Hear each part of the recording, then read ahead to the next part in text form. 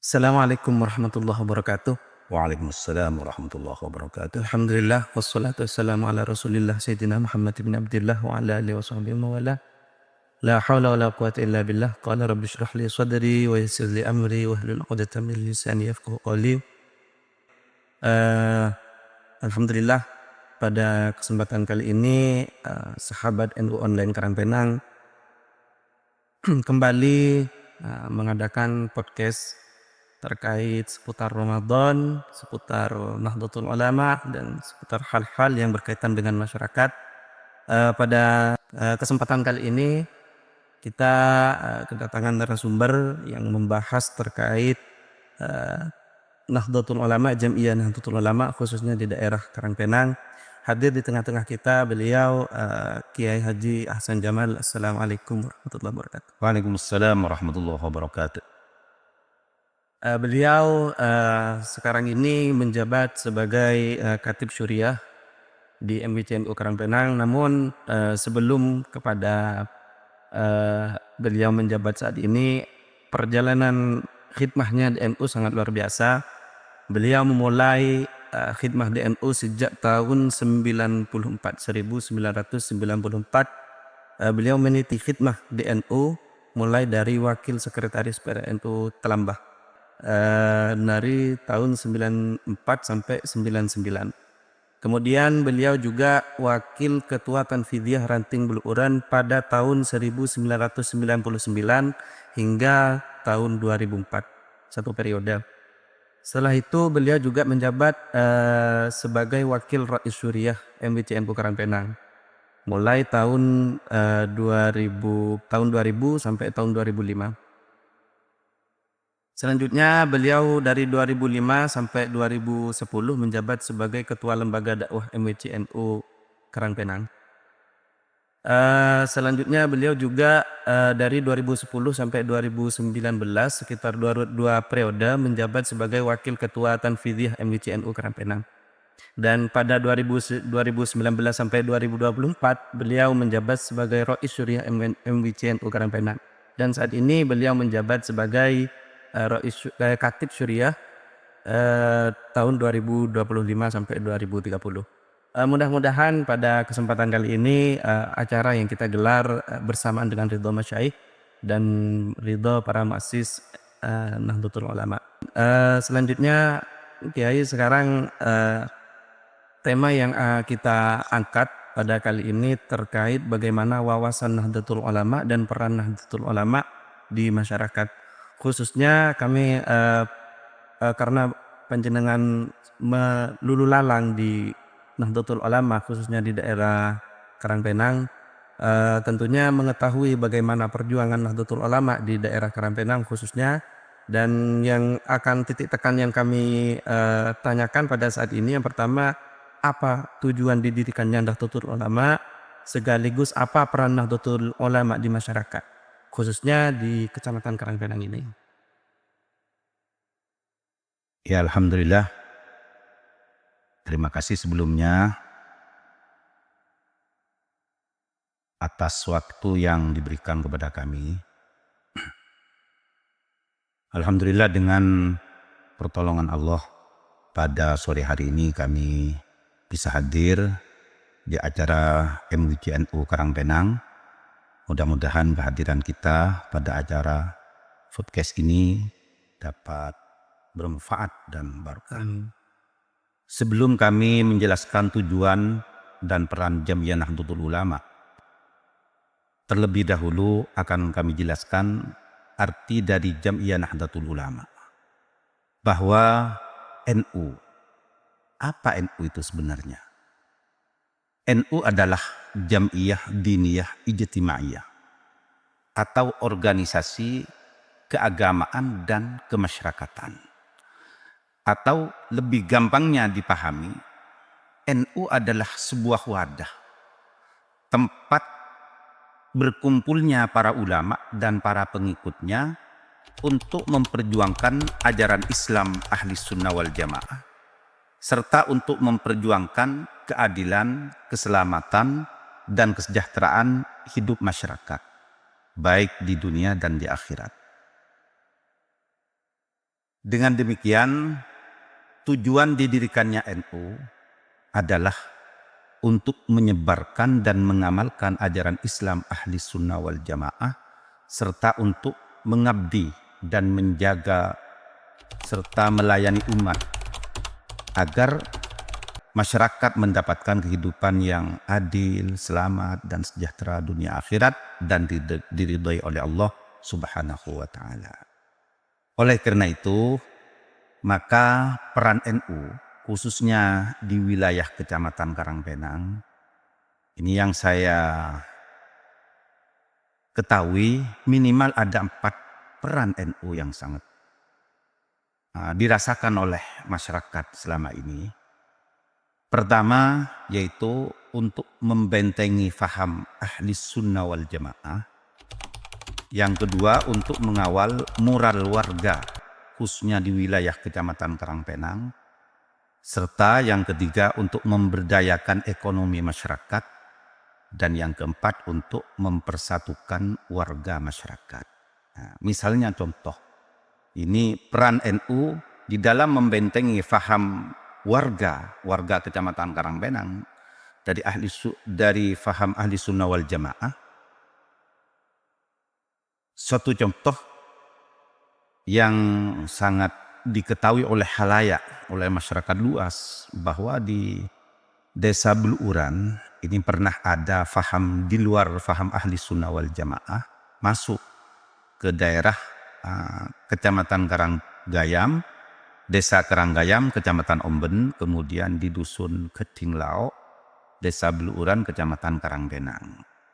Ternyata yang dimasuki oleh faham lain di luar faham ahli sunnah wal jamaah itu adalah tempat dan lokasi yang memang tidak ada NU di sana. Jadi wilayah-wilayah, daerah-daerah yang ada warga NU-nya, yang ada penyebaran ajaran ahli sunnah wal jamaah yang umumnya dilaksanakan oleh para ulama NU, para pengurus NU, para tokoh-tokoh NU, ini tidak dimasuki oleh faham di luar faham ahli sunnah wal jamaah. Jadi untuk Nahdlatul Ulama itu sangat berperan penting di sana berarti. Iya, iya.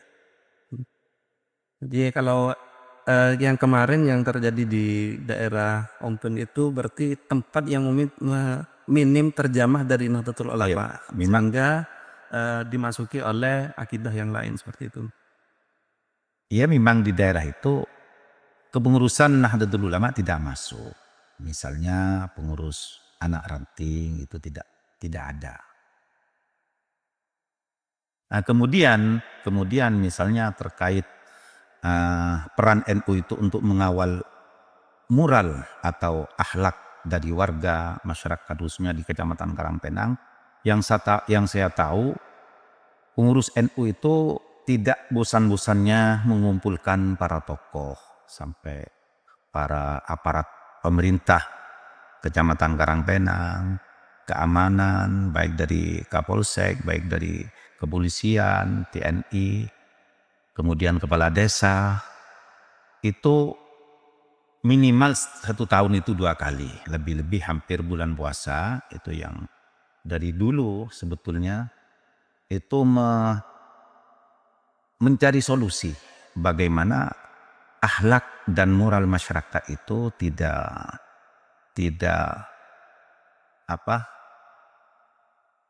rusak, khususnya tidak dirasakan daruratnya itu oleh warga khususnya di Kecamatan Karangpenang, sehingga biasanya oleh pengurus NU itu diminta kepada aparat keamanan, kepada tokoh-tokoh, kepada kepala desa untuk dijaga jangan sampai ada kebut-kebutan, jangan sampai ada balapan liar khususnya lebih-lebih di bulan Ramadan, dan jangan sampai terjadi perjudian khususnya di bulan puasa maupun bulan-bulan yang lain.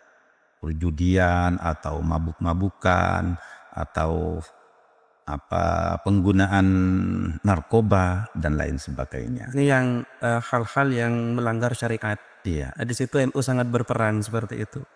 Sangat berperan terhadap menjaga moral akhlaknya anak-anak khususnya di wilayah Karangpenang seperti itu. Iya, iya. Selanjutnya terkait pemberdayaan ekonomi masyarakat, sebetulnya NU juga masuk untuk hadir untuk memberdayakan ekonomi masyarakat. Cuman alhamdulillah akhir-akhir ini pengurus MWC NU Karangpenang bekerja sama dengan BMT NU Jawa Timur. Akhirnya untuk wilayah Kecamatan Karangpenang dibangun BMT NU Cabang Karangpenang. Sehingga diharapkan untuk warga masyarakat Karangpenang, khususnya warga NU yang kehabisan modal, misalnya mau berdagang tidak punya modal, diharapkan untuk meminjam kepada BMT NU. Ya, kalau yang punya modal tidak hanya berhutang tapi menabung kepada BMT NU. Ya, okay. Jadi di bidang ekonomi juga NU berperan sangat seperti itu. Betul. Itu di bidang ekonomi. Jadi di bidang moral, akhlak, kemudian di bidang membentengi Ahlus Sunnah wal Jamaah juga sangat aktif dan berperan sekali di NU. Kemudian di bidang ekonomi juga NU hadir juga di tengah-tengah masyarakat seperti itu. Iya. Ada peran yang sangat penting sebetulnya yang dikerjakan oleh Nahdlatul Ulama, yang dirasakan oleh warga masyarakat, yaitu mempersatukan warga masyarakat.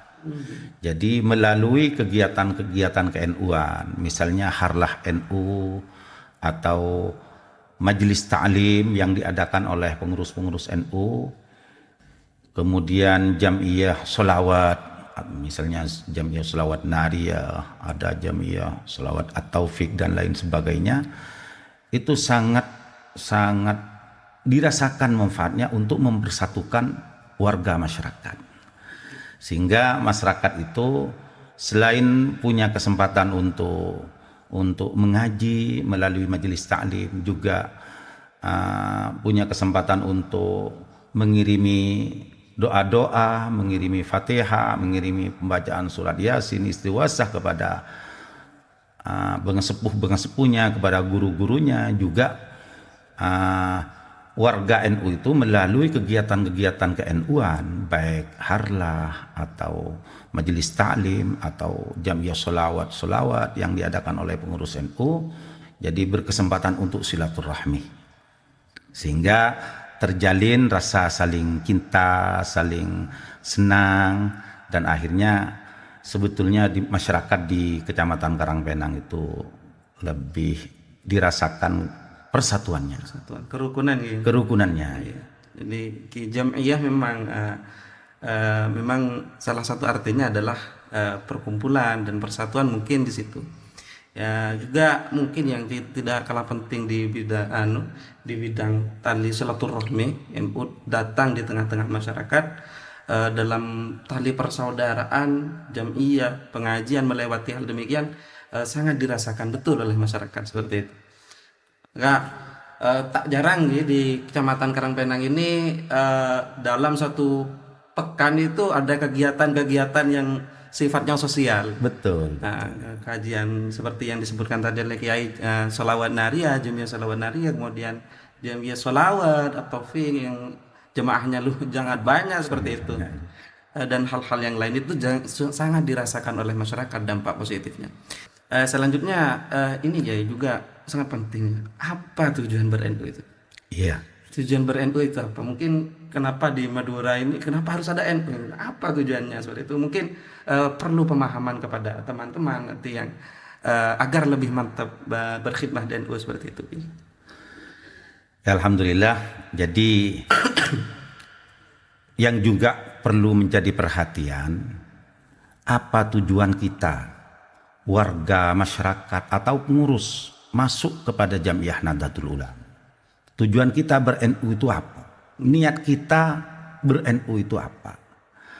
Jadi itu penting untuk kita perhatikan lebih awal sebelum kita berkhidmah di Jam'iyah Nahdlatul Ulama, misalnya dengan menjadi pengurus atau masuk menjadi warga Jam'iyah Nahdlatul Ulama, agar lebih barokah.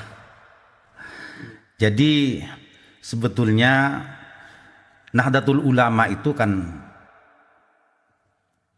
pondok pesantren besar sebetulnya. Jadi Jam'iyah NU, Jam'iyah Nahdlatul Ulama adalah pondok pesantren besar. Pondok pesantren Jam'iyah Nahdlatul Ulama yang diasuh oleh para muassis Jam'iyah Nahdlatul Ulama, Hadratus Syekh Haji Muhammad Hasyim Asy'ari dan para muassis yang lain. Jadi kita ber-NU itu sebetulnya pertama ya tentu kita mengharap ridho Allah. Yang kedua kita ber-NU itu untuk berguru, untuk mencari ilmu, untuk menjadi santrinya Hadratus Syekh Haji Muhammad Hasyim Asy'ari. Iya, menyambung sanad, untuk menyambung sanad, menyambung hati, menyambung rohani kita dan menyambung sanad keilmuan kita. Kita menjadi santri dari Mbah Hasyim itu insya Allah sesuai dengan yang diinginkan oleh Hadratus Syekh, karena Hadratus Syekh itu bilang dauh bahwa barang siapa yang berkhidmah di NU maka saya anggap santriku, dan siapa yang menjadi santriku akan saya doakan mudah-mudahan menjadi orang yang husnul khotimah sampai anak turunannya. Amin, amin. Jadi itu poin besarnya kenapa tujuannya ber-NU, berkhidmah di kepengurusan ataupun menjadi warga Nahdlatul Ulama seperti itu.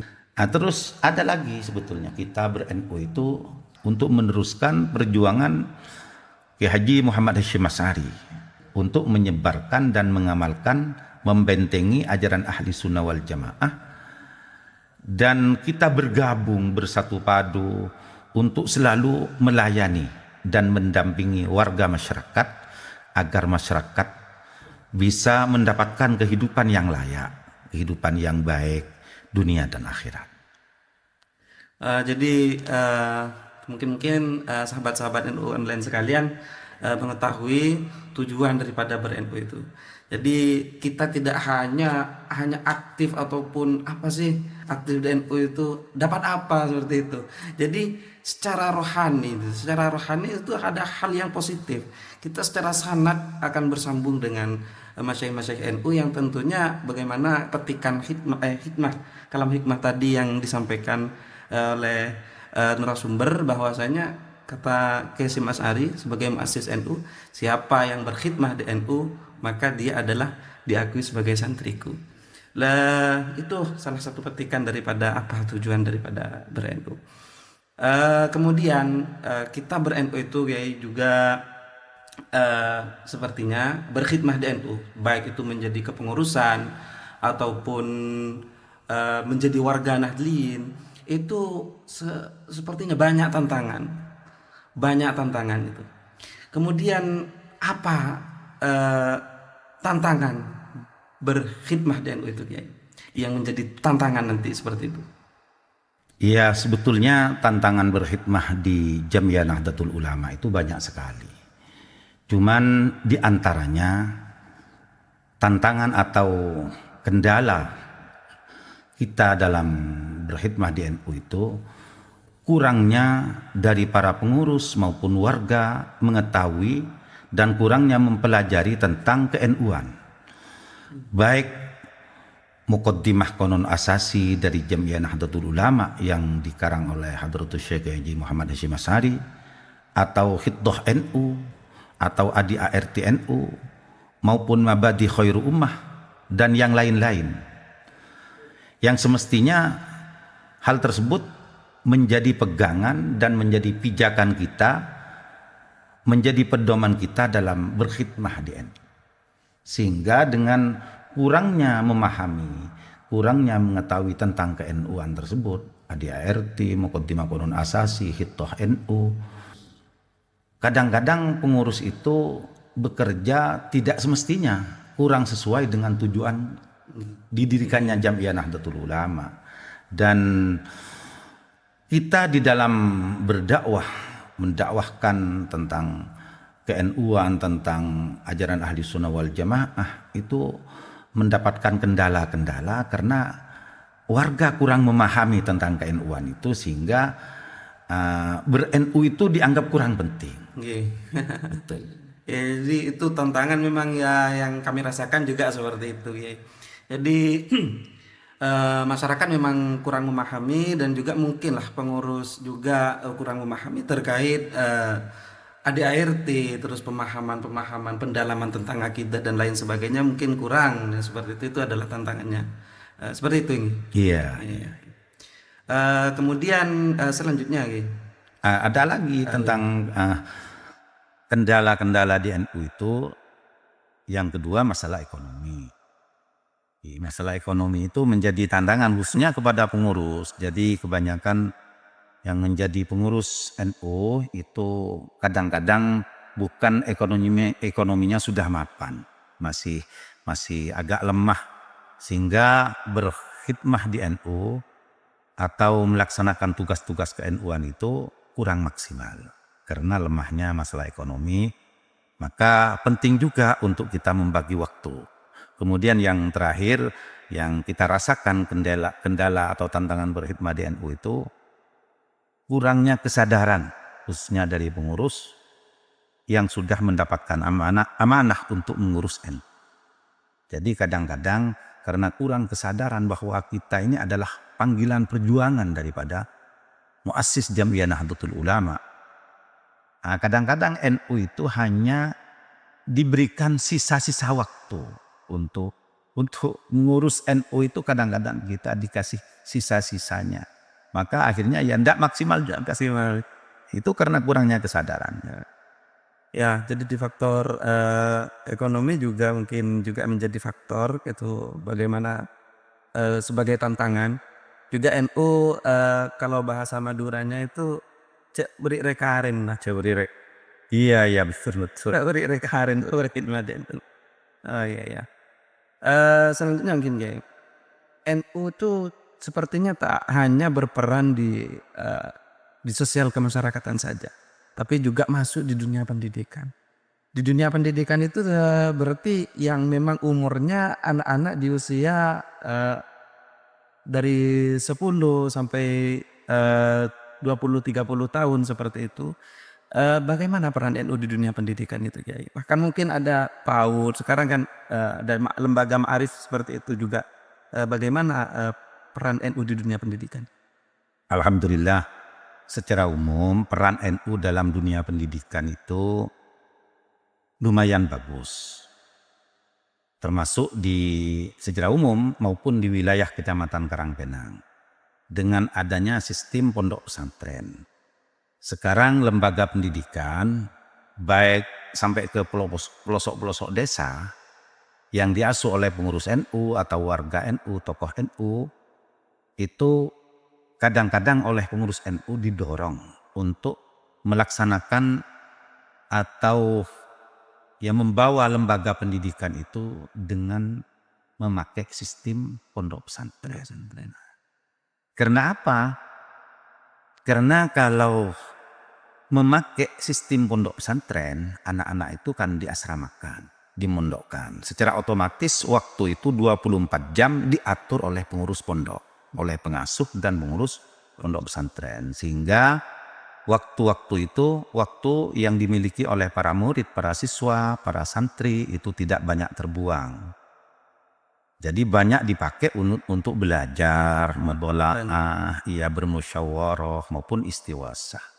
Itu kalau dipakai sistem pondok pesantren, sehingga sangat dirasakan dan sangat kelihatan bahwa di akhir-akhir ini lembaga pendidikan di bawah naungan Jam'iyah Nahdlatul Ulama itu sangat terasa lebih cerah, lebih cerah, lebih maju, lebih berkembang, lebih berdaya, karena madrasah-madrasah di pelosok-pelosok desa sudah memakai sistem pondok pesantren. Artinya anak-anak itu dimungkinkan diasramakan. Itu diantaranya. Jadi dengan lembaga pendidikan itu memakai sistem pondok pesantren yang didorong oleh pengurus-pengurus NU, oleh tokoh-tokoh NU, banyak mengikuti tokoh-tokoh yang mengasuh lembaga pendidikan itu. dengan memakai sistem pondok pesantren. Nah, kemudian NU juga berperan bagi pendidikan anak-anak usia dini itu, cuman yang banyak diberdayakan oleh Banum Nahdlatul Ulama, yaitu oleh muslimat, kadang-kadang fatayat, itu juga iten. Jadi para muslimat itu untuk memberdayakan lembaga pendidikan anak usia dini. Iya, ya, ya. Itu sangat banyak sekali ilmu yang sudah didapat. Kemudian itu perang Nahdlatul Ulama di dunia pendidikan itu ya seperti yang kita rasakan di desa, khususnya di desa itu sangat berperan aktif bagaimana NU itu di dunia pendidikan sebagai lembaga yang sistemnya pondok pesantren itu lebih teratur. Lebih diatur yang mana peraturan disusun oleh pengasuh dan kemudian oleh para pengurus. Jadi waktu-waktu yang ketika menggunakan sistem pondok pesantren, waktu yang digunakan oleh anak-anak yang berada di pendidikan itu akan lebih manfaat dan lebih teratur seperti itu gitu. Kemudian ini terakhir ya. Ada lagi dalam pendidikan itu. Jadi lembaga pendidikan di pelosok-pelosok desa itu sangat terbantu dengan adanya sistem kerantingan. Oh ya. Jadi misalnya di wilayah Karangpenang ada induk, yaitu Pondok Pesantren Miftahul Ulum Karangturi itu. Maka lembaga-lembaga di pelosok-pelosok desa yang mengikuti kurikulum dan aturan-aturan kerantingan, mengikuti ranting ke pondok induk, Pondok Pesantren berafiliasi ke Pondok Pesantren Karangturin, maka juga itu dirasakan lebih cepat untuk lebih maju dan lebih tertata. Sangat membantu kepada pengurus yang ada di sekolah, lebih rapi. Iya, lebih rapi, lebih tertata, lebih semangat. Lebih semangat. Juga ada target-target nanti. Karena dari pusat itu harus sampai KKM 60. Kemudian ada soal yang memang didatangkan dari pusat kan seperti itu. Jadi akan lebih meningkatkan kualitas pendidikan juga seperti itu ya. Ya di lembaga khususnya di pedesaan seperti itu ya. Iya. Terus terakhir ya, ini pertanyaan mungkin ini karena pesan untuk kami sendiri sebagai pemuda Nahdlatul Ulama. Kemudian nanti teman-teman yang berkhidmah di Nahdlatul Ulama khususnya kepengurusan Nahdlatul Ulama MIC NU Karangpenang ini kan termasuk baru konferensi. Jadi masih tenaga-tenaga baru dan sepertinya yang memang usia-usia produktif ya. Mungkin ada pesan, harapan dan pesan-pesan kepada generasi muda Nahdlatul Ulama ini. Iya. Jadi sesungguhnya harapan dan pesan-pesan kepada para generasi Nahdlatul Ulama itu banyak sekali sebetulnya. Cuman saya mengutip dari pesan-pesan Mbah Hashim, Hadratus Syekh Muhammad Hashim Asy'ari. Di antara pesan beliau kepada generasi Nahdlatul Ulama. Pertama, katanya Kiai Hashim Asy'ari, sesungguhnya umat telah memanggil dan menunggu kalian para generasi Nahdlatul Ulama. Maka jawaban kalian adalah berbuat untuk kehidupan mereka dan berusaha menciptakan keadaan mereka semakin baik. Karena sesungguhnya kalian tidak akan hidup dengan baik kecuali karena kehidupan umat itu baik. Nah, itu kata Kiai Hashim Asy'ari.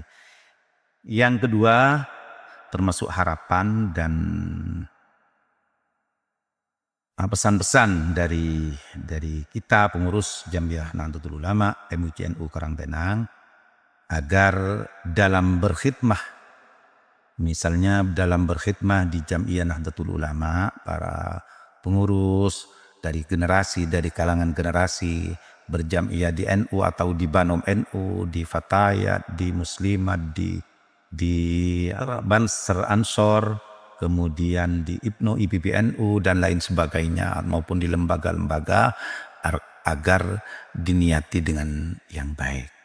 Jadi kita ber-NU atau berkhidmah di NU itu agar tidak untuk mencari keuntungan dunia, tidak untuk mencari keuntungan materi sesaat, Karena sebetulnya kita dengan tanpa diniati saja, insya Allah dengan barokahnya para muassis NU, para masyayikh, para guru-guru kita di Jamiah Nahdlatul Ulama, kita akan dimudahkan kehidupan kita, ekonomi kita, dan permasalahan-permasalahan kita akan dimudahkan oleh Allah. Nah, itu yang kedua.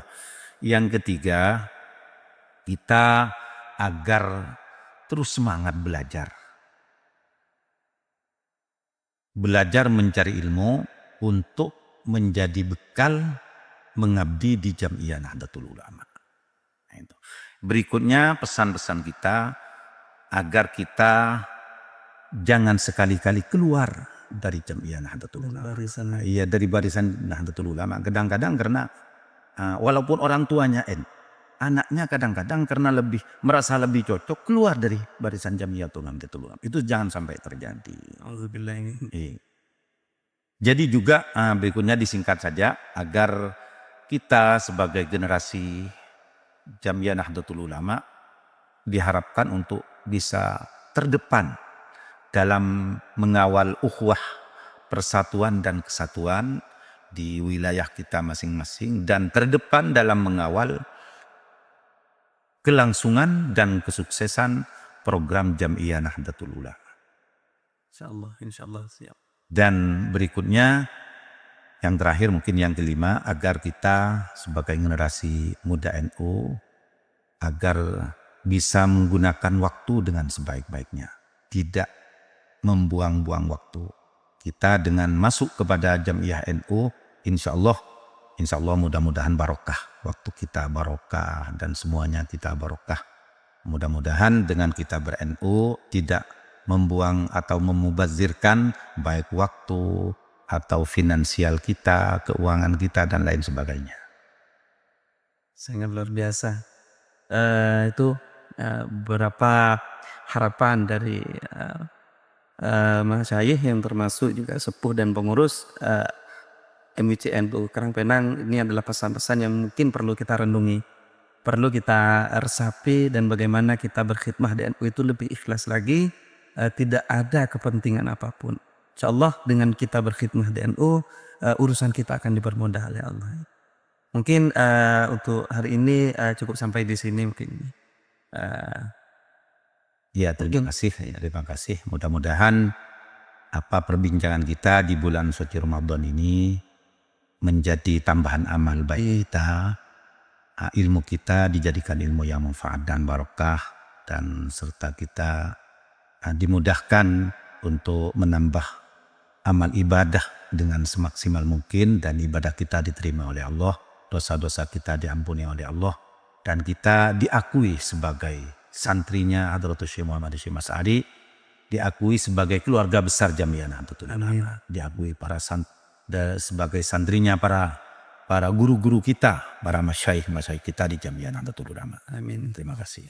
Ya, sekian untuk podcast kali ini, mudah-mudahan mendapatkan manfaat sebagaimana yang diharapkan oleh narasumber tadi. Cukup sekian dari kami, sahabat NU Online Karangpenang. Kurang dan lebihnya Al-Fakir Taifur Rahim sebagai host dan Kiai Haji Hasan Jamal sebagai narasumber kali ini pamit undur diri. Hadanallahu yakum billahi taufiq wal hidayah wa ridha wal inayah. Wassalamualaikum warahmatullahi wabarakatuh. Waalaikumsalam warahmatullahi wabarakatuh.